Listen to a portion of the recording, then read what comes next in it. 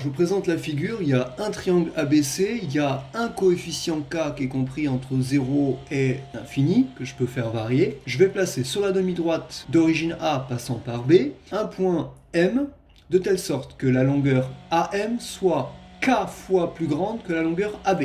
Ici, AM est égal à 2,3 fois AB. Si je diminue le coefficient K, là par exemple, AM c'est 0,7 fois AB. De la même façon, je place un point N sur la demi-droite AC, de telle sorte que la longueur AN est égale à K fois AC. Voilà ce que j'obtiens. Je trace le segment MN. Que constate-t-on? Il semble que, quelle que soit la valeur de K, le segment MN et le segment BC soient parallèles.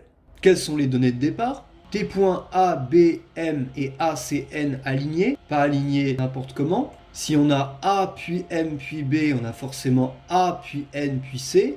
Et si on a A puis B puis M, on a forcément A puis C puis N. Donc les points A, B, M d'une part et A, C, N d'autre part sont toujours alignés dans le même ordre. Ça, c'est l'une des conditions. Et l'autre condition, c'est que le coefficient qui permet de passer de AB à AM, c'est-à-dire K, est le même que celui qui permet de passer de AC à AN.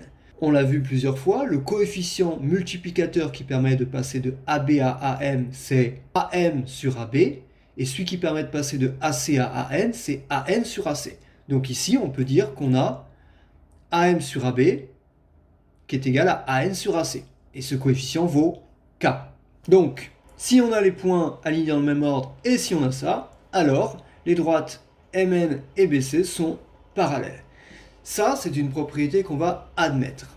Et ça s'appelle la réciproque du théorème de Thalès. Pourquoi? Que dit le théorème de Thalès? Le théorème de Thalès, il dit que si on a ces deux droites qui sont parallèles, alors on a AMN qui est un agrandissement de ABC, et en particulier, on a AM sur AB, c'est-à-dire le coefficient qui permet de passer de ce côté à ce côté, qui est égal à AN sur AC. Donc là, c'est la réciproque. Je ne suis que géométrie.